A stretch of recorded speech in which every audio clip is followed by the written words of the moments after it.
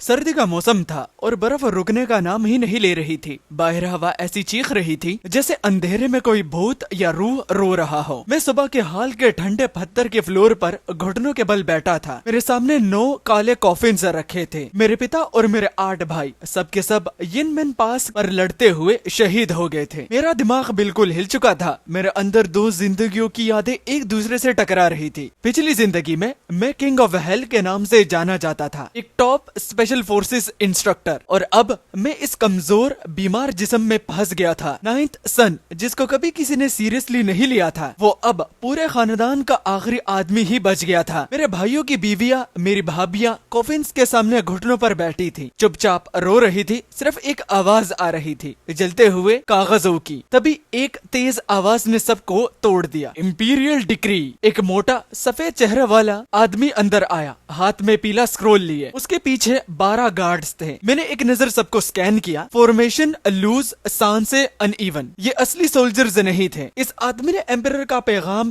पढ़ना शुरू किया। पहले हमारे परिवार की वफादारी की तारीफ की और फिर आई असली बात। लियो नाम के आदमी अब नॉर्दर्न आर्मी का कमांड संभालेंगे। इतना सीधा मेरे पिता और भाइयों को दफनाया भी नहीं गया और एम्परर ने हमारी पावर छीन ली। लेकिन बात यहाँ खत्म नहीं होती। ये मोटा आदमी मुस्कुराया और बोला, एम्परर आपके घर की औरतों का ख्याल रखना चाहता है, उन्हें कैपिटल ले जाया जाएगा। उसके बोलने का अंदाज देखकर मेरा खून खोल गया, क्योंकि सबको पता था इसका मतलब क्या है। वो हमारे बचे हुए घर को भी तोड़ना चाहते थे। मैं अपनी मुठ्ठियां इतनी जोर से बंद की कि मेरे नाखून हाथ में घुस गए। सबसे पहले मेरी बड़ी भाभी लू हान येन खड़ी हुई। उसने तलवार निकाली और सीधा उस आदमी के सामने बोल दिया, मेरे पति का जिस्म अभी ठंडा भी नहीं हुआ और तुम यहाँ ऐसे झूठ लेकर आए हो। फिर छोटी भाभी जैन ली येन उठ खड़ी हुई। उसने वॉर बैनर इतनी जोर से जमीन पर पटका कि पत्थर तक टूट गए। वो एक फाइटर थी और अभी उसकी आंखों में सीधा खून था। हॉल के हर कोने में हमारे गार्ड्स ने तलवारें निकाल ली। इंपीरियल सोल्जर्स पीछे हट गए। उनके चेहरे पर डर साफ था। वो मोटा आदमी चीखने लगा, ये बगावत है,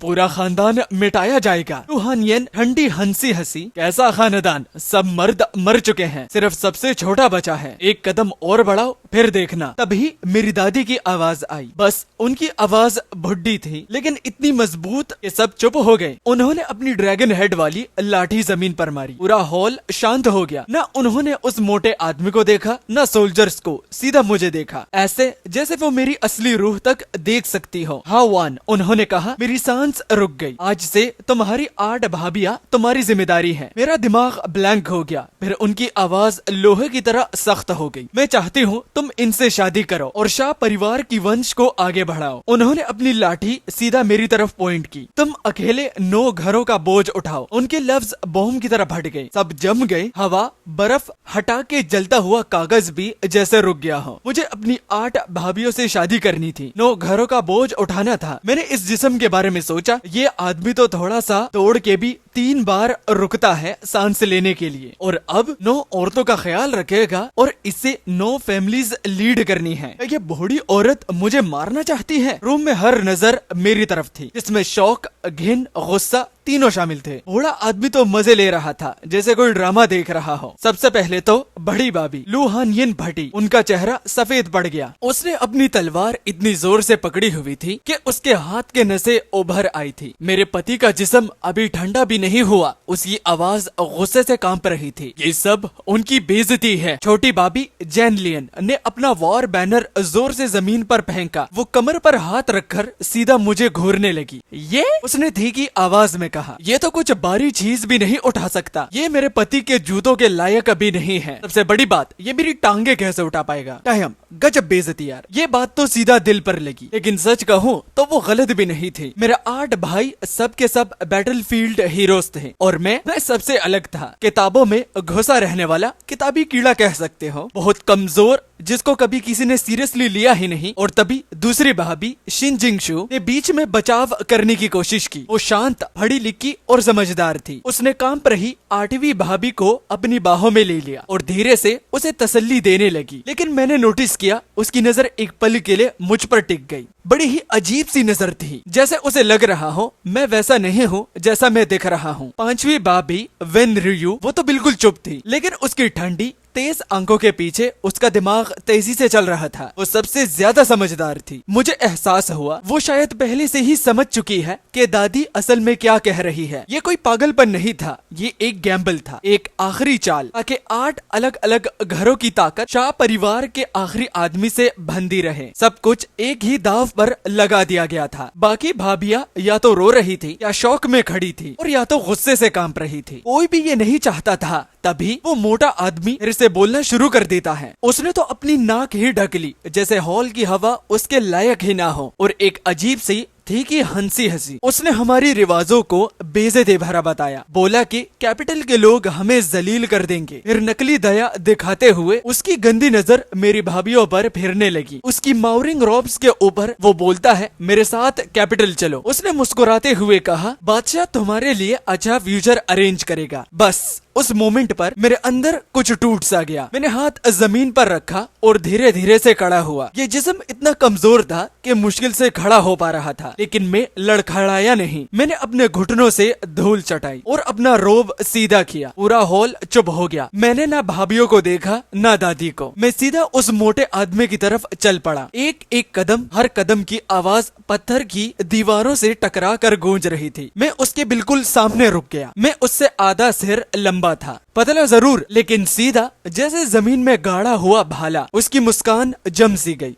तू क्या कर रहा है? वो हकला गया। मैं बादशाह का नुमाइंदा हूँ। मैं तुरंत नहीं बोला, मैं बस उसे देखता रहा। और उस पल मेरे अंदर का पुराना मैं, यानी कि द किंग ऑफ हेल, वापस सरफेस पर आ गया। ठंडा, तेज, हर चीज को सीधा देखने वाला। फिर मैं बोला। मेरी आवाज बीमारी की वजह से भारी थी, लेकिन मेरी आवाज ने पूरी खामोशी को ही चीर दिया। मैं कहता हूँ, मोटे, ये डिक्री प्राइम मिनिस्टर चीनोंग ने लिखवाया है ना? मेरे मुंह से चीनोंग का नाम निकलते ही उसकी मुस्कान जम गई। वो तुरंत चीखने लगा और मुझे बोलता है, मुंह संभाल के बात करो, क्योंकि ये सीधा सीधा एम्परर का हुक्म है। लेकिन जितना ज्यादा वो चिल्लाया उतना ही ज्यादा क्लियर हो गया कि मैंने बिल्कुल तीर सीधा निशाने पर मारा। मैंने सब समझ लिया था। एम्परर ऐसा आदमी था जो अपनी इमेज की परवाह करता था। वो कभी खुले आम एक शौक मना रही फैमिली से इतनी जल्दी पावर नहीं छीनता। नहीं, ये सब प्राइम मिनिस्टर चीनोंग का काम था। वो हमेशा से हमारे परिवार से नफरत करता था। एम्परर आंखें बंद कर लेता और चीनोंग गंदा काम कर देता। दोनों बिल्कुल एक परफेक्ट पार्टनरशिप में थे। मैंने एक कदम आगे बढ़ाया। वो मोटा एकदम से पीछे हट गया। बस एक बात समझ में नहीं आई। मैंने ये ठंडे लहजे में कहा, प्राइम मिनिस्टर जैसा पढ़ा लिखा आदमी इतनी खोखली डिग्री कैसे लिख सकता है? तुम बेवकूफ हो। वो चिल्लाया और मैंने बस एक उंगली उठाई। पहली बात, ग्रेट जिया के कानून के मुताबिक अगर कोई फर्स्ट रैंक ऑफिसर देश के लिए शहीद हो तो उसका परिवार 100 दिन तक शौक मनाता है। इस दौरान कोई पॉलिटिकल और मिलिट्री काम नहीं होता। ये रूल खुद फाउंडिंग एम्परर ने लिखा था। फिर तुम यहाँ शौक के बीच हमारा मिलिट्री सील लेने कैसे आ गई? महाराज को पूरे कौम के सामने क्या तुम बेरहम दिखाना चाहते हो? इससे उस मोटे का चेहरा सफेद पड़ गया। मैंने दूसरी उंगली उठाई। और दूसरी बात, मेरे पिता का टाइटल और मिलिट्री सील लेट एम्परर ने दिया था। कमांड ट्रांसफर करने के लिए 3 चीजें चाहिए होती हैं। एक नया इंपीरियल ऑर्डर, वॉर मिनिस्ट्री का डॉक्यूमेंट और प्रीवी काउंसिल का ट्रांसफर ऑर्डर। मेरे पास दिखाओ, क्या तुम्हारे पास इनमें से कुछ भी है? और एक्सपेक्टेडली उसके पास कुछ भी नहीं था। बस सिर्फ एक आधी अधूरी डिग्री थी। उसका दिमाग बिल्कुल ब्लैंक हो गया था। मैंने तीसरी उंगली उठाई और उसके करीब आ गया।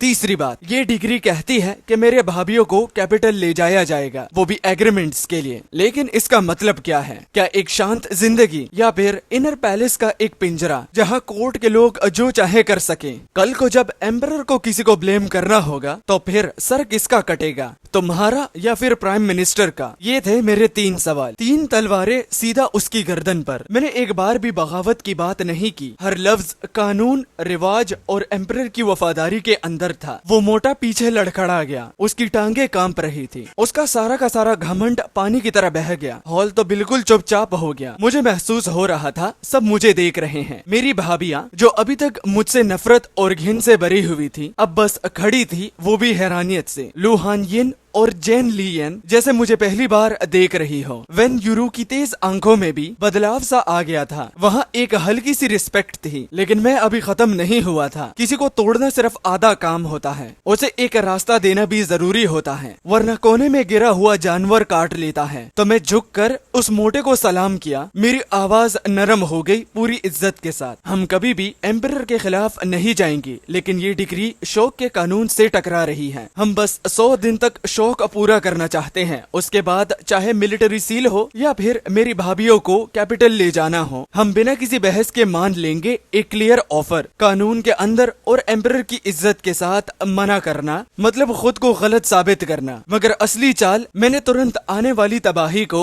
100 दिन बाद का मसला बना दिया। 100 दिन तो सांस लेने के लिए, प्लान बनाने के लिए और इस मुसीबत से निकलने का रास्ता ढूंढने के लिए बहुत काफी होते हैं। मोटे ने उस मौके को एक डूबते हुए आदमी की तरह पकड़ लिया। उसने अपना गला साफ किया, थोड़ी अपनी इज्जत बचाने की कोशिश की, कुछ बेकार सी धमकी दी और फिर सीधा मुड़कर अपने गार्ड्स के साथ बर्फ में भाग गया।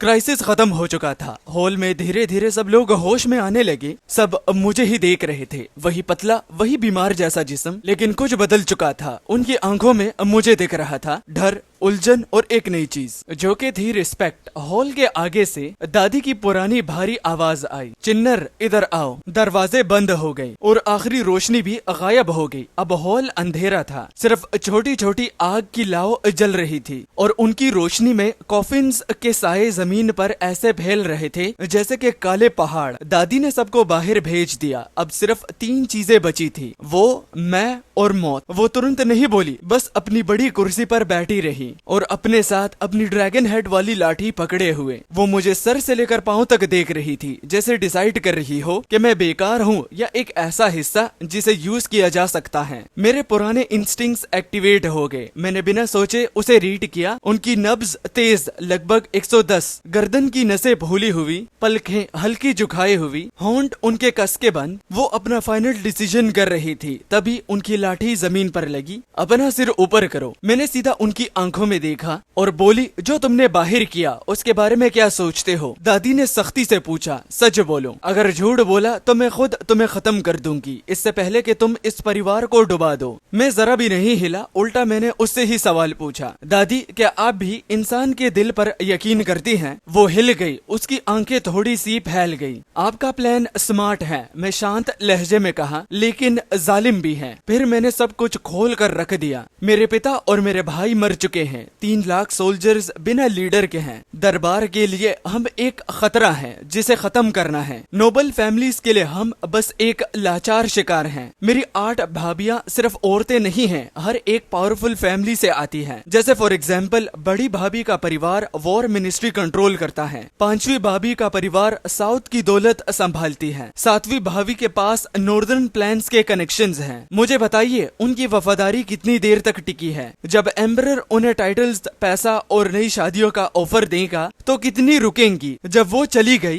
तो सब कुछ अपने साथ ले जाएंगी, कनेक्शंस, रिसोर्सेज, सोल्जर्स और लॉयल्टी। और फिर उसके बाद शाह परिवार सिर्फ एक खोखला ढांचा बनकर रह जाएगा। अचानक जोर से दादी ने लाठी इतनी जोर से मारी कि पत्थर तक क्रैक हो गया। वो अच्छी वाइफ्स हैं, वो वीरों की विदाएं हैं। मैं बड़ी शांति से कहता हूँ, मैं उन पर शक नहीं कर रहा, मैं बस इंसानी फितरत की इज्जत कर रहा हूँ। जब जिंदा रहना सवाल बन जाए तो वफादारी एक लग्जरी बन जाती है। मैं और आगे बढ़ा और मैंने कहा, इसलिए आप चाहती हैं कि मैं सबसे शादी करूं? आपको रिवाजों की परवाह नहीं, दुनिया क्या कहेगी उसकी भी परवाह नहीं, बल्कि आप तो शादी को एक जंजीर बनाना चाहती हैं ताकि उनके परिवार हमारे साथ बंधे रहें। हम उठेंगे तो वो भी उठेंगी, हम गिरेंगे तो वो भी साथ गिरेंगी। यही एक तरीका है सब कुछ जोड़ के रखने का। रूम बिल्कुल चुप हो गया। वो मुझे ऐसे देख रही थी जैसे मैं कोई अजनबी हूँ। मैंने उसका वो प्लान बोल दिया था जो शायद उसने खुद भी पूरी तरह एक्सेप्ट नहीं किया था। अपने बेटे और अपने पोतों के कॉफिन्स के सामने उसकी लाठी पकड़ने वाली उंगलियां सफेद पड़ गईं। दादी की सांस भारी हो गई और फिर जैसे सारी ताकत एक साथ निकल गई हो, वो कुर्सी पर धीमी सी गिर गई और एक लंबी सांस ली। 2 आंसू उसके चेहरे पर बह गए। ऊपर वाला सबको देख रहा है। उसने धीमी आवाज में कहा, बेटा क्या तुम देख रहे हो? शायद हमारे परिवार में अभी भी उम्मीद बाकी है। और वो लोहे की तरह सख्त पैट्रियार्क नहीं थी, बस एक थकी हुई टूट चुकी बूढ़ी औरत थी। उसने अपने कपड़ों के अंदर हाथ डाला और एक काला लोहे का टोकन निकाला जो कि पुराना और घिसा हुआ था, जिस पर लहू के पुराने दाग तक नजर आ रहे थे। हर उस हेड की निशानियां जिसने इसे पहले संभाला था, उस पर एक ही अल्फाज लिखा था, शियाओ। ये टोकन 3 लाख नॉर्दर्न सोल्जर्स को कंट्रोल करता था। उसने दोनों हाथों से मुझे दिया, इसके साथ तुम सब कंट्रोल करते हो, घर का खजाना, लोग, पैसा।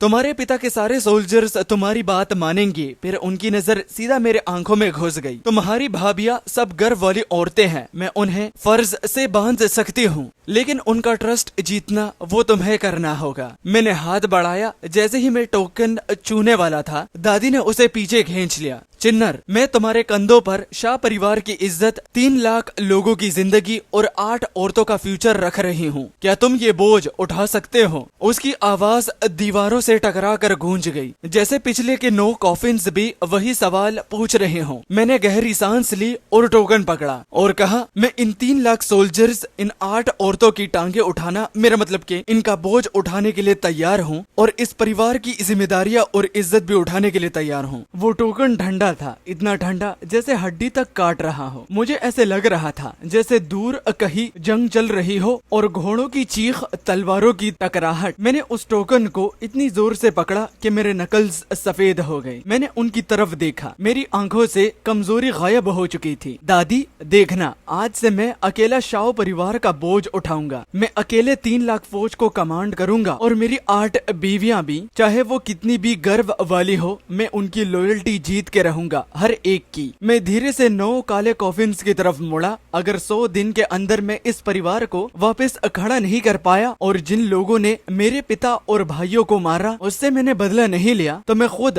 तुम सबका सामना करूंगा। बाहर बर्फ और तेज गिरने लगी, हवा चाकू की तरह काट रही थी। मेरी सबसे बड़ी भाभी लू हानयिन रात चला रही थी, उत्तर के कैंप की तरफ लगभग 30 मील दूर। उसने लाल रंग का आर्मर पहना हुआ था और कमर पर उसकी तलवार, रेड स्लीव। वो बिल्कुल एक जनरल की बेटी लग रही थी। रास्ते में, आधे रास्ते पर उसने रेट रोक दिया। पर्दे के पीछे उसने कहा, तुम्हें वापस लौट जाना चाहिए। मैंने पर्दा हटा दिया। मैं एक मोटे फर कोट में लिपटा हुआ था, हाथ में वार्मर पकड़े हुए, जैसे कोई अमीर लड़का घूमने निकला हो। ये बॉडी बिल्कुल बेकार थी। थोड़ी देर ठंड में रहने पर ही मैं कांप रहा था। मैंने सोचा, बाद में दूसरी भाभी से कोई स्ट्रॉन्ग दवा लेनी पड़ेगी। अगर किंग ऑफ हेल ठंडी हवा से मर गया तो कितनी बेइज्जती होगी। तुम वहाँ जाने के लायक नहीं हो, लुहान ने सीधा बोल दिया। उसने बताया, नोर कैंप में आर्मी के सबसे डेंजरस सोल्जर्स हैं, black armour Riders, Vanguard battalion. वो लोग जो मौत से लड़कर जिंदा बचे हैं, वो सिर्फ ताकत को मानते हैं और अगर तुम बस दादी का टोकन दिखाते हुए वहाँ गए तो वो बस तुम पर हंसेंगे। वो थोड़ा रुक गई, फिर मैंने धीरे से कहा, इस बार मेरी आवाज बिल्कुल ठंडी थी, लेकिन क्या तुम मानती हो कि एक आदमी बिना तलवार के भी मार सकता है और बिना चाबुक के एक जानवर को टेम कर सकता है? उसने अपने होंठ दबा लिया और बिना कुछ बोले घोड़ों को जोर से हंका दिया। रैट तूफान के अंदर दौड़ पड़ा। कैंप वैसा बिल्कुल नहीं था जैसे होना चाहिए था। ना कोई बल्ज, ना झंडे हवा में लहरा रहे थे, सिर्फ सफेद शोक के झंडे और सिपाही जिनकी आंखें लाल थी, जैसे उनका आसमान टूट चुका हो, क्योंकि सच में टूट चुका था। उनका कमांडर मर चुका था। सारे जवान जनरल्स खत्म हो चुके थे। गार्ड्स ने लगभग गोली मार दी होती अगर उन्होंने लुहान येन को पहचाना ना होता। कैप्टन ने उन्हें बताया कि सारे ऑफिसर्स मेन टेंट में हैं। कोर्ट के किसी आदमी को भेजने पर गुस्से से फट रही है। उसने कहा, सोल्जर्स बगावत के लिए रेडी हैं। कमांड टेंट तक पहुंचने से पहले ही मुझे अंदर से चीखने की आवाजें आ रही थी, बर्तनों की टूटने की आवाज। लोग चिल्ला रहे थे,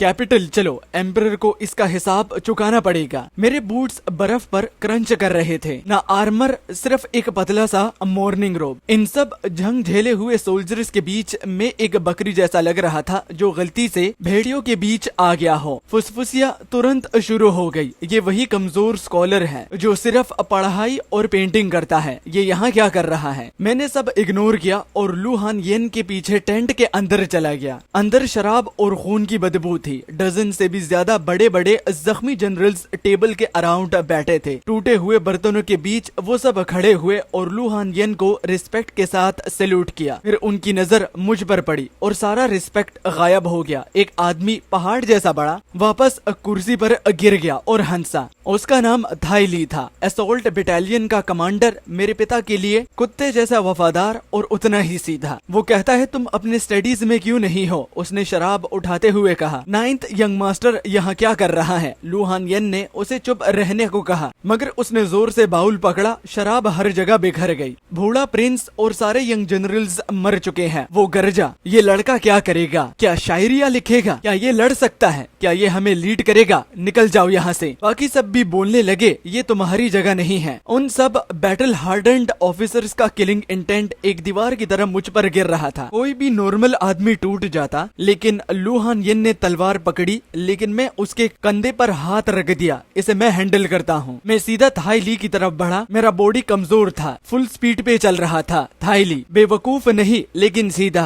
वफादार, दर्द और गिल्ट में डूबा हुआ, क्योंकि वो मेरे पिता को बचा नहीं पाया। शराब उसकी वीकनेस, और सबसे बड़ी बात, शाओ परिवार के लिए आधी लॉयल्टी। मैं उसके बिल्कुल सामने रुक गया। वो मुझे घूर रहा था जैसे एक भालू हमला करने के लिए बिल्कुल रेडी हो। क्या देख रहा है? समझता है या नहीं? और एक थप्पड़ के साथ मैं उसे जोर से मारा। टेंट तो एकदम चुप हो गया। सबके मुंह खोले के खोले रह गए। लू हान येन भी शौक में थी। थाई ली अपना गाल पकड़ के खड़ा रह गया, समझ नहीं पा रहा था क्या हो रहा है। और फिर अचानक से वो गुस्से से फट गया। तूने हिम्मत भी कैसे करी? मैं कहता हूँ मैंने मारा क्योंकि तुम बेवकूफ की तरह बिहेव कर रहे हो। मैंने उस पर उससे भी ज्यादा जोर से चिल्लाया। मैं पीछे नहीं हटा, बल्कि और पास गया। मेरी आंखों के पीछे वो पुराना मैं वापस आ चुका था। मेरे पिता और भाइयों की लाश अभी ठंडी भी नहीं हुई और तुम क्या कर रहे हो? यहाँ शराब पी रहे हो, चिल्ला रहे हो, बर्तन तोड़ रहे हो। मैंने जमीन पर पड़े टूटे हुए बर्तनों की तरफ इशारा किया। ये नॉर्दर्न गैरिसन है, वो दीवार जो ब्लैक वुल्फ ट्राइब को डराती है। तुम बदला नहीं ले रहे, तुम बस डरपोकों की तरह टेंट्रम कर रहे हो। थाई ली ने जोर से तलवार पकड़ ली और मुझसे कहता है मैं डरपोक नहीं हूँ, मैं अभी भी लड़ने के लिए तैयार हूँ। मैं कहता हूँ लड़ना, वो भी एक ठंडी सी हंसी हंसी के साथ। अपनी हालत देख, इस हालत में तू क्या ही उखाड़ पाएगा? तुम अपनी जान जाया कर दोगे, मैंने ठंडी आवाज में कहा। फिर यिनमिन पास कौन संभालेगा? पीछे जो परिवार है उनकी हिफाजत कौन करेगा? मेरे पिता का बदला कौन लेगा? मारना लॉयल्टी प्रूव नहीं करता, ये तो डरपोक करते हैं। एक असली वॉरियर दर्द को अंदर निगल लेता है, चेहरे से खून साफ करता है और आगे बढ़ता रहता है। जब तक वो सांस ले रहा है तब तक दुश्मन का एक हिस्सा अपने साथ ले जाता है। मैं उसका कॉलर पकड़ लिया। वो मुझसे 2 गुना बड़ा था, लेकिन पता नहीं क्यों उसने अपना सिर झुका लिया। मैं उससे कहता हूँ थाई ली मेरी तरफ देखो। मैं उसकी आंखों में सीधा देख रहा था। क्या शाओ परिवार गिर चुका है? मैं अभी भी जिंदा हूँ। मैं शाओ चान अभी भी खड़ा हूँ। जब तक मैं जिंदा हूँ नॉर्दर्न किंग मैंशंस का झंडा कभी नहीं गिरेगा। अगर तुम भी शाओ परिवार के सिपाही हो तो खुद को संभालो, अपनी तलवार तेज करो और मेरा इंतजार करो। लेकिन अगर तुम्हें लगता है तुम बेकार हो तो रास्ता तुम्हारे सामने है, यहाँ से निकल जाओ। नॉर्दर्न गैरिसन में डरपोकों के लिए जगह नहीं है। एकदम खामोशी, ना कोई हिला, ना किसी ने सांस ली। हर ऑफिसर मुझे घूर रहा था। मैं कमजोर था, पतला, शायद अंदर से कहीं स्ट्रेन भी हो गया था, लेकिन मैं खड़ा था और मैं पीछे नहीं हट रहा था। मैंने थाई ली का कॉलर छोड़ दिया, फिर अपने रोप के अंदर हाथ डाला और वो काला आयरन टोकन बाहर निकाला। मैंने उसे ऊपर उठाया। उस पर शाओ का निशान हल्की रोशनी में चमक रहा था। नॉर्थ के किंग का कमांड यहाँ है। मेरी आवाज भारी हुई थी, लेकिन पूरे टेंट में गूंज रही थी। सारे ऑफिसर्स मेरा ऑर्डर सुनो। सबसे पहले तो थाई ली हिला। वो आदमी जो अभी मुझे तोड़ने वाला था अचानक जोर से घुटनों पर गिर गया। पूरी जमीन हिल गई। उसकी आंखें लाल थी, आंसू से भरी हुई। जनरल थाई यंग कमांडर को सल्यूट करता है। फिर एक के बाद एक हर ऑफिसर घुटनों पर गिरता है। Greetings young commander. आर्मर का जमीन से टकराने की आवाज पूरे टेंट में गूंज उठी, जैसे पुरानी कसम वापस जिंदा हो गई हो। साइड में लू हान येन मुझे देख रही थी। उसका हाथ अभी भी तलवार पर था, लेकिन वो कांप रहा था। उसके चेहरे पर जो पहले नफरत थी वो गायब हो चुकी थी। उसकी जगह कुछ और था, शौक और शायद कुछ शुरू हो रहा था। खड़े हो जाओ, मैंने उन सब से कहा। मेरी आवाज अभी भी हैवी थी, लेकिन मैं अपना गुस्सा कंट्रोल कर लिया। एक बार निशान छोड़ दिया तो लोगों को जलाते रहने का कोई फायदा नहीं। थाई ली खड़ा नहीं हुआ। उसने अपनी चेस्ट पर इतनी जोर से पंच मारा कि आवाज गूंज उठी। वो कहता है मैं दोषी हूँ, मुझे सजा दो यंग मास्टर। बाकी सब भी बोलने लगे, हमें सजा दो। मैंने सबको एक एक करके देखा। मेरे पिता के कातिल अभी भी जिंदा हैं। नॉर्थ बॉर्डर अभी भी खतरे में है। मेरे पास इस सब के लिए वक्त नहीं है। मेरे सोल्जर्स खून बहा सकते हैं, जंग में मर सकते हैं, लेकिन वो घुटनों पर बैठकर मौत का इंतजार नहीं करेंगे। खड़े हो जाओ। और इस बार वो खड़े हुए, लेकिन इस बार फर्क था। पहले वो टोकन की वजह से झुके थे, अब वो मेरी वजह से खड़े थे। मैंने थोड़ी देर तक खामोशी रहने दी, फिर मैंने अपना पहला ऑर्डर दिया। आज से मैं कैंप में रहूंगा। अगला 1 महीना मैं वही खाऊंगा जो तुम खाते हो, वही सोऊंगा जहाँ तुम सोते हो, वही ट्रेनिंग करूंगा जहाँ तुम करते हो। मुझे यंग कमांडर मत बुलाओ, बस अपना भाई समझो। ये सुनते ही डेड साइलेंस। फिर थाई ली का चेहरा लाल हो गया। वो कहता है ये मुमकिन नहीं है, तुम्हारा बॉडी। वो रुक गया, लेकिन सब समझ गए मैं इतना कमजोर हूँ। कैंप जम के ठंडा है, उसने कहा। खाना दांत तोड़ देता है, हवा सीधा अंदर घुसती है, और ट्रेनिंग में नए लोग एक राउंड में ही गिर जाते हैं। बाकी ऑफिसर्स भी बोलने लगे, तुम नॉर्थ आर्मी का दिल हो, तुम रिस्क नहीं ले सकते। लू हान यिन मेरे पास आई, उसका चेहरा सफेद पड़ गया था। 9th ब्रदर, तुम्हें पता है तुम क्या कह रहे हो? ये पैलेस का गार्डन नहीं है, ये असली जंग है, तुम मर सकते हो। मैंने सबकी तरफ देखा और अंदर ही अंदर गाली दी। ऑफ कोर्स मुझे पता है ये बॉडी तो थोड़ा भागने पर ही सांस भूल जाती है, लेकिन किंग ऑफ हेल्थ की डिक्शनरी में ये रिट्रीट नाम की कोई चीज ही नहीं होती। अगर मैं इस बॉडी को लिमिट के पार नहीं ले जा सकता, अगर मैं खुद को एक भेड़िया नहीं बना सकता,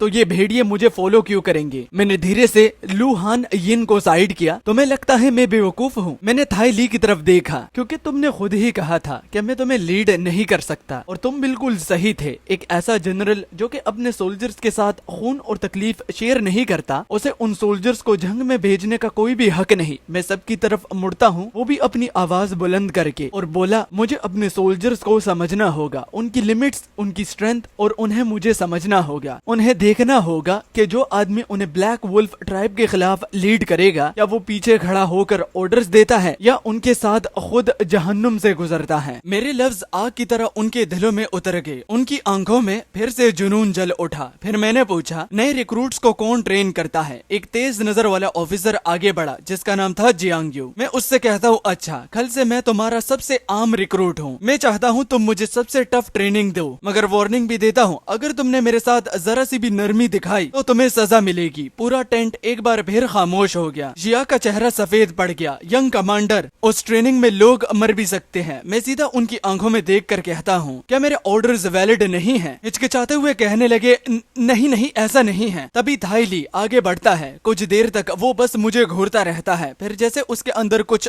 टूट जाता है। वो जोर से गरजता है, अपना क्लॉक उतार देता है, बाजू दरख्त के तनों जैसे मजबूत, और उसने कहा, जब यंग मास्टर मौत से नहीं डरता तो हम किस बात से डरते हैं? वो सबकी तरफ मुड़कर चिल्लाता है। हर ऑफिसर, हर कैप्टन और उनके ऊपर के लोग कल से यंग मास्टर के साथ ट्रेनिंग करेंगे, और जो भी ट्रेनिंग में ढीला पड़ा तो उसकी शामत आएगी। टेंट एकदम से फट उठा। हम साथ ट्रेनिंग करेंगे, कौन डरता है? सब लोग चीखने लगे। मैं चुपचाप सब देख रहा होता हूँ। अंदर ही अंदर एक हल्का सा सेटिस्फेक्शन महसूस होता है। पहला बीज बो दिया गया था, अभी के लिए इतना काफी है। मैं बस हल्का सा सिर हिलाता हूँ, मुड़ता हूँ और बाहर निकलने लगता हूँ। मेरी पीठ सीधी, कदम मजबूत, लेकिन जैसे ही मैं पर्दा हटाकर बाहर आता हूँ तो तेज ठंडी हवा लगती है और सब अंधेरा हो जाता है। चक्कर इतना तेज आता है जैसे सर पर हथौड़ा पड़ा हो। जो ताकत में जबरदस्ती इस टूटे हुए जिस्म से निकाल रहा था, एक ही पल में खत्म हो जाता है। मेरे घुटने हिलते हैं, मैं बर्फ में गिरने वाला होता हूँ। तभी एक हाथ मुझे संभाल लेता है। वो हाथ गर्म, मजबूत और तेज था। वो और कोई नहीं बल्कि लू हान यिन थी। मैं उसके कंधों पर गिर जाता हूँ। मेरा ज्यादा वजन उस पर आ जाता है। मेरा चेहरा सफेद, होंठों से हल्की सी खून की लाइन निकल रही है। मैं धीमी आवाज में कहता हूँ, सिस्टर इन लॉ, उन्हें मत देखने देना। वो पलट कर देखती है। अंदर सब जनरल्स अभी भी जोश में हैं, किसी को कुछ पता नहीं चला। फिर वो मेरी तरफ देखती है, ये टूटे हुए जिस्म को पकड़े हुए, होंठों पर खून, लेकिन आंखों में अभी भी वही आग जल रही है। अगर मैं ठीक तरीके से महसूस कर पा रहा हूँ तो उसके हाथ हल्का सा कांप रहा है। मुझे नहीं पता वो क्या सोच रही थी। शायद ये समझने की कोशिश कि मैं असल में कौन हूँ। सच कहूँ, मैं खुद भी यही सोच रहा था। तुम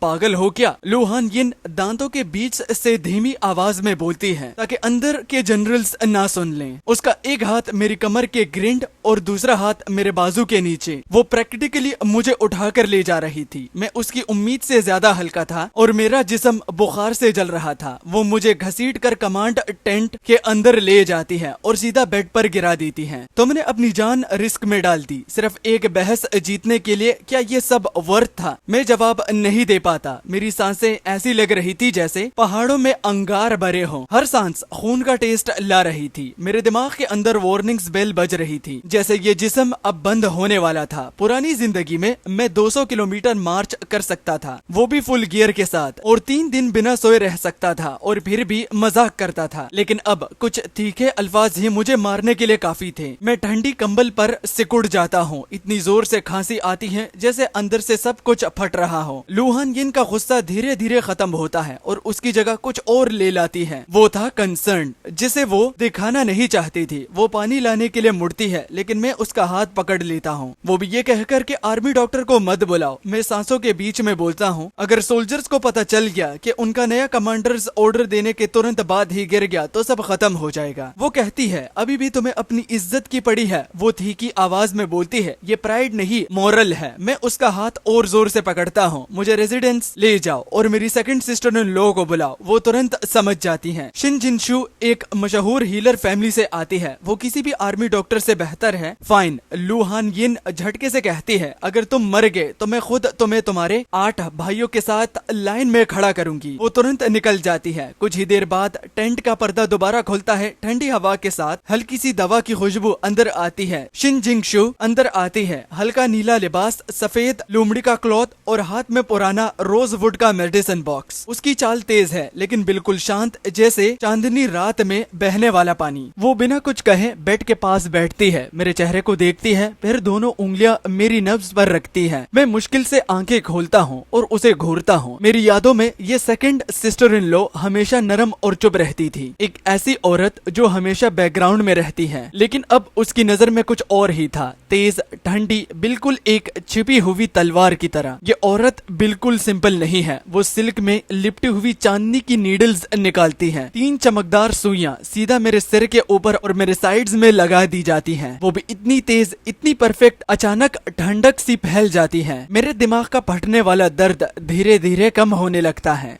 वो शांति से कहती है, इसका दिमाग हद से ज्यादा यूज हुआ है। इसने एक पुरानी कमजोरी को ट्रिगर कर दिया। मतलब कि सीधी बात, इसका दिमाग उस जिस्म से ज्यादा तेज भाग रहा है। मैं अंदर ही अंदर सोचता हूँ, इतना शार्प कि एक ही नजर में सब समझ गई। क्या करे अब? लूहान यिन परेशानी से बोलती है, कल से इसे रिक्रूट्स के साथ ट्रेनिंग स्टार्ट करनी है। ये मर जाएगा। शिन जिंगशु धीरे से अपना सर मोड़ती है और सीधे मेरी आंखों में देखने लगती है। उसके चेहरे पर जो सॉफ्टनेस थी तो वो गायब हो जाती है और कहने लगी, तुम्हारी कंडीशन में फील्ड के 2 चक्कर लगाना भी तुम्हें वही गिरा सकता है। मैं तकिए से टिक कर बोला, अगर मैं वापस ना जाऊं तो? वो हंसी, छोटी और ठंडी, और कहने लगी, तो मैं तुम्हारे लिए कॉफिन रेडी करवा देती हूँ। तुम्हारे 8 भाइयों के कॉफिन ऑलरेडी मॉर्निंग हॉल में रखे हैं और तुम जो कि 9वें भाई हो तो उसका भी वो रेडी है। ये बिल्कुल भी उस gentle second sister in law जैसी नहीं थी जिसे सब जानते थे। मैं मुस्कुराया। मेरे होंठों पर खून था पर मुझे परवाह नहीं थी। मैं जोर लगाकर बैठ गया और उसकी आंखों में देखा। सेकंड सिस्टर इन लॉ, मुझे पता है आपके पास एक तरीका है। शिन फैमिली के 13 गोस्ट नीडल्स, वो टेक्निक जो लोगों को मौत के किनारे से वापस खींच लाती है। मुझे यकीन नहीं कि आप मेरी इतनी सी वीकनेस हैंडल नहीं कर सकती। उसकी आंखें तेज हो गई। तुम्हें ये किसने बताया? सच तो ये था, किसी ने नहीं, मैं खुद नोटिस किया था। उसके नीडल्स हैंडल करने का तरीका, उस पर रेयर मेडिसिन की स्मेल और पुरानी यादें जो इस बॉडी में दबी हुई थी। पर मैं ये सब बताने वाला नहीं था। कैसे पता चला? ये इम्पोर्टेंट नहीं है। मैंने कहा, इम्पोर्टेंट ये है कि शाओ फैमिली अभी मुझे लूज नहीं कर सकती। अगर मैं गिर गया तो मेरी सिस्टर्स इन लॉ सोल्जर्स का क्या होगा? आप नहीं चाहती ना कि ये फैमिली टूट जाए। वो काफी देर तक मुझे देखती रही। वो शर्मीला लड़का जो उसके सामने ब्लश करता था अब गायब हो चुका था। उसकी जगह एक जख्मी भेड़िया खड़ा था, अभी भी अपने दांत दिखाते हुए। आखिर उसने हल्की सी सांस ली। उसकी ठंडी सख्ती पिघल गई और वो फिर से नरम हो गई। अगर तुम अपनी जान दांव पर लगाने पर तुले हो तो मैं तुमको रोक नहीं सकती। उसने अपने मेडिसिन बॉक्स का एक हिडन कंपार्टमेंट खोला और एक छोटी सी काली सी बोतल निकाली। अंदर एक डार्क रेड पिल थी, बिल्कुल अंगूर के साइज की, जिसमें हल्की सी लोहे की स्मेल आ रही थी। वो कहती है कि ये बोन पीर्सिंग पिल है, ये तुम्हारे बॉडी को 12 घंटे के लिए पूरा अनलॉक कर देगी। No pain, no fatigue, double power, लेकिन जब इसका इफेक्ट खत्म होगा दर्द 2 गुना ज्यादा हो जाएगा और हर पिल तुम्हारी लाइफ परमानेंटली खत्म कर देगी। लू हान येन ने सुन लिया, तुम्हारी लाइफ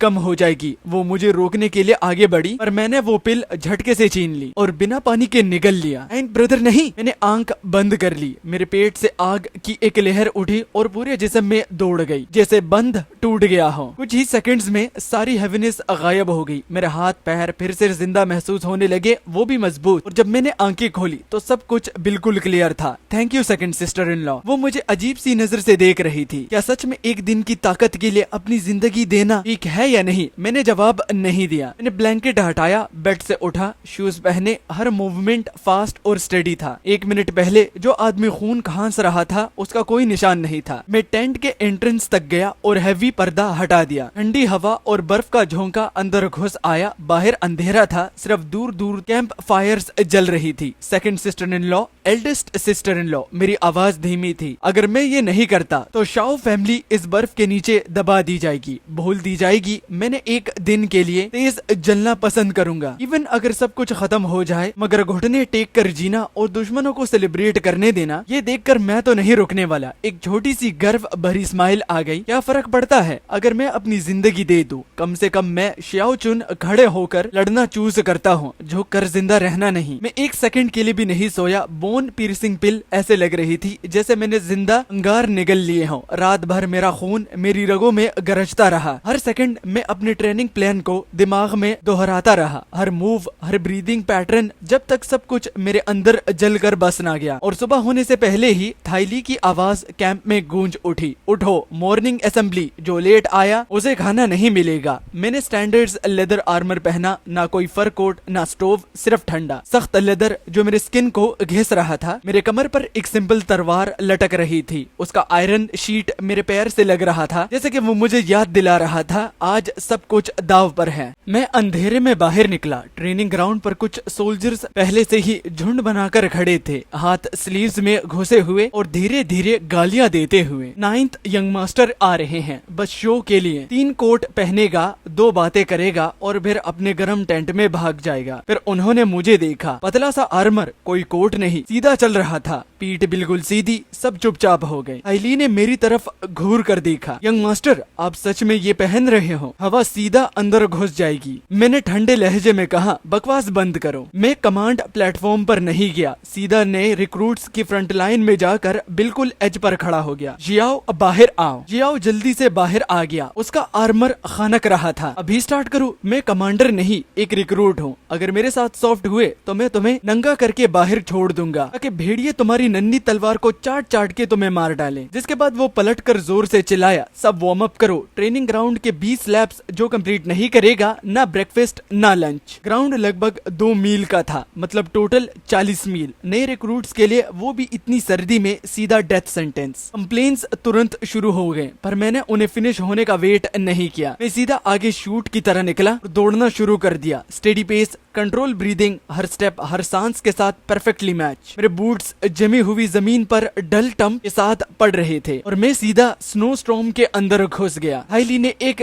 ढीले सोल्जर को लात मारी और चिल्लाया, यंग मास्टर दौड़ रहा है, पैर हिलाओ। सबको लगा मैं एक्टिंग कर रहा हूँ। 2 लैप्स दौड़ूंगा, फिर थकने का ड्रामा करके बैठ जाऊंगा। पर 3 लैप्स हो गए, 5, 10। मैं वही रिदम, वही स्पीड, वही मूवमेंट मेंटेन कर रहा था, बिल्कुल मशीन की तरह। लेकिन मेरे पीछे हाईली कुछ और ही सुन रहा था। मेरी ब्रीदिंग टूट चुकी थी, हर इनहेल एक तेज सीटी जैसी, हर एक्सहेल के अंदर दबा हुआ दर्द भरा हुआ था। मेरे लंग्स चीख रहे थे, पसीना मेरे चेहरे से बह रहा था, पर जमीन तक पहुंचने से पहले ही जम जाता। बर्फ के छोटे टुकड़े मेरे आईब्रोज और आई लैशेस पर चिपक गए थे। शायद मैं किसी स्नो गोस्ट जैसा लग रहा था। यंग कमांडर, थोड़ा रेस्ट कर लो। हाईली मेरे पास आया, सच में डर गया था कि मैं वही गिर ना जाऊं। मैंने कोई जवाब नहीं दिया, उसकी तरफ देखा तक नहीं। मेरे दिमाग के अंदर वार्निंग्स फ्लैश हो रही थी। Heart rate 185, body temperature 39.5, muscle acid critical, body near collapse. अभी रुक जाओ वरना परमानेंट डैमेज होगा। मैंने उस आवाज को दिमाग में ही चुप रहने को बोल दिया। हिल मेरी जिंदगी जला रही थी, मुझे पता था, पर मुझे फिनिश करना ही था। अब ये सिर्फ दौड़ नहीं रही थी, मैं इस टूट चुकी फौज को एक वजह दे रहा था, भरोसा करने की। मैं हर सोल्जर्स को देख रहा था कि शिया फैमिली का कोई भी आदमी कावर्ड नहीं होता। 15 लैब्स, हाफ रिक्रूट्स गिर चुके थे, बर्फ में पड़े हुए जैसे कटी हुई फसल। वेटरन्स जो साइड से हाथ बांध कर देख रहे थे, अब उनके चेहरे बदल गए थे। मजाक नहीं, अब उनकी आंखों में डिसबिलीफ और रिस्पेक्ट था। 18 लैब्स, मेरे पैर लीड जैसे भारी हो गए। हर स्टेप ऐसा लग रहा था जैसे 2 पहाड़ घसीट रहा हूँ। खून मेरे गले में भर गया, मेरी विजन्स ब्लर हो गई, आंखों के सामने अजीब शेप्स नाचने लगे। एक हाथ आगे बढ़ा मुझे संभालने के लिए। जाओ, वो और देख नहीं पा रहा था, दूर रहो। मैंने दांतों के बीच से निकाला। मेरी आवाज ऐसी लग रही थी जैसे रेट घिस रही हो। मैंने उसका हाथ झटके से हटा दिया, इतना जोर से कि मैं खुद लगभग गिर गया, पर मैंने अपने पैर जमीन में गाड़ दिए और दौड़ता रहा। 2 लैब्स अब रह चुके थे, पूरा ट्रेनिंग ग्राउंड चुप हो गया। हजारों सोल्जर्स सिर्फ देख रहे थे और ट्रैक पर बस एक ही फिगर था जो अभी अभी लड़खड़ा रहा था। सांस टूट रही थी पर रुकने का नाम नहीं ले रहा था। जब मेरा पैर चौक की लाइन को क्रॉस करता है, मैं गिरा नहीं, मैं बस झुक गया, हाथ घुटनों पर, बॉडी ऐसे झुकी हुई जैसे कोई बाव हो जो हद से ज्यादा खींच दिया गया हो। मेरा सीना इतनी जोर जोर से उठ उठ के चल रहा था जैसे मैं टूट जाऊंगा। मैं शायद एक मरने वाली वेल जैसा लग रहा था जो बर्फ में फेंक दी गई हो। स्टीम मेरे पूरे जिस्म से निकल रहा था, हवा में व्हाइट क्लाउड बन गया था। मेरे पैर कांप रहे थे पर मैं खड़ा था। थाईली सबसे पहले दौड़ के आया। जब उसने मेरा चेहरा देखा, बर्फ और सूखा खून लगा हुआ, उसकी आंखें लाल हो गई। यंग कमांडर, मैं धीरे से उठा, एक वीक सा स्माइल दिया जो लग रहा था जैसे रोना ही बेटर होता, और लास्ट स्ट्रेंथ से मैंने पूछा, ब्रेकफास्ट किया है? थाईली फ्रीज हो गया। ब्रेकफास्ट कैंप में जो था एक बड़ा सा पॉट था, पानी जैसा पतला पोरिज जिसमें अपना चेहरा दिख जाता था। ऊपर काले सूखे सब्जी के टुकड़े तैर रहे थे और साइड पे स्टीम बंस, इतने हार्ड फ्रोजन के किसी को मार भी सकते थे। यही खाना था नॉर्दर्न आर्मी का। कोर्ट ने 3 महीने से सप्लाई रोक रखी थी। प्राइम मिनिस्टर चिन सोंग ने सब इंश्योर किया था। मैं चुप रहा, क्रैक बाउल उठाया और लाइन में लग गया जैसे सब लोग। कुक मुझे देख के कांप गया। यंग कमांडर, एल्डेस्ट मैडम ने मीट पोरिज रखा है टेंट में। मैंने सीधा उसको बोला, फूड दो। उसने बिना कुछ बोले बाउल भर दिया। मैं साइड में जाके बैठ गया और खाना शुरू किया। ब्रेड इतना हार्ड था कि दांत लगते ही रेत और सड़ी स्मेल आ रही थी। मेरे दिमाग में कैलकुलेशन अपने आप चल रही थी। ये खाना नहीं है, ये तो खुद को आराम से मारने का तरीका है। मैं सब कुछ खा गया, ब्रॉथ, क्रम्स, बॉटम का ग्रिट भी मैंने पी लिया। स्टमक लग रहा था जिसे स्टोन अंदर डाल दिए हों, पर पिल ने पेन सप्रेस कर दिया। मुझे ये सब ठीक करना था क्योंकि सिर्फ जुनून से आर्मी नहीं बनती, ये लोग भूख से मर रहे थे। मैं उठा और फोक के बीच में से मेरी नजर एक फिगर पर गई। 5th सिस्टर इन लॉ रूयो, purple dress, silver fur coat, पूरे कैंप में सबसे अलग लग रही थी। अकाउंट बुक हाथ में थी, सप्लाई ऑफिसर से बात कर रही थी। मैं सीधा उसके पास गया। 5th सिस्टर इन लॉ, वो मुड़ी, मुझे ऊपर से नीचे देखा, मड पोरिज मैस, फिर एक कोल्ड स्माइल दी। ओ 9th brother, camp food palace से कैसा लगा? मैं इग्नोर करते हुए सीधा सोल्जर्स की तरफ पॉइंट किया जो काला ब्रेड खा रहे थे। ये तुम्हारी लॉजिस्टिक्स हैं। उसकी स्माइल तुरंत गायब हो गई।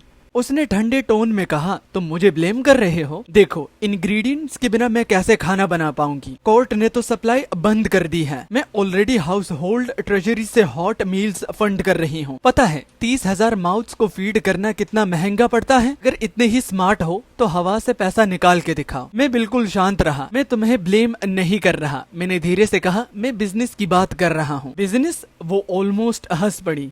तुम्हें क्या आता है पोइट्री और पैसे उड़ाने के अलावा? मैं एक स्टेप और पास गया, आवाज धीमी कर दी। मैं तुम्हारे पैसे ग्रो कर सकता हूँ, हर एक कॉइन को 10 से 100 गुना ज्यादा कर सकता हूँ। वो थोड़ी रुक गई, आंखें हल्की सी नैरो हो गई। 5th सिस्टर इन लॉ, तुमने कभी वॉर बाउंड्स का नाम सुना है? उसने ब्लिंक की और पूछा, कौन सा बाउंड्स? मैं हल्का सा झुककर बोला, इस वॉर को दुनिया का सबसे बड़ा बिजनेस डील ही समझो। हमारे पास पैसा नहीं है पर रिच मर्चेंट्स के पास है। हम क्या करते हैं, नॉर्दर्न किंग की 100 100 साल पुरानी रेपुटेशन को कोलैटरल बना देते हैं, उनसे पैसा बोरो करते हैं वॉर के लिए, जीत गए तो उन्हें पैसा वापस पे करेंगे। कैटल, शीप्स, मिनरल्स और ब्लैक वुल स्ट्राइप से जो स्पॉइल्स मिलेंगे उनसे, और सिर्फ रिटर्न नहीं उनका इन्वेस्टमेंट डबल। मैं उसकी आंखों में सीधा देखता रहा। ये होता है वार बाउंड। वार बॉन्ड्स समझने के बाद वो थोड़ा सा फ्रोन करती है और कहती है, चलो यहाँ तक बात तो समझ में आ गई, लेकिन कौन होगा जो कि एक ऐसी फैमिली को लोन देगा जो कि दुनिया की नजरों में बिखर रही है? कौन क्यों ही मदद करेगा? हम क्या फायदा दे पाएंगे उन्हें? बस इसका जवाब दे दो, बाकी मैं तुम्हारे साथ हूँ। तो अभी के लिए इस वीडियो को खत्म करते हैं, समाप्त करते हैं और फुल स्टॉप लगाते हैं। अगला एपिसोड इसका चाहिए तो कॉमेंट्स भर देना भाइयों। मिलता हूँ अगले पार्ट के साथ, तब तक के लिए अलविदा, टाटा, बाय बाय, खुदा हाफिज, शुभकामनाएं और बाय।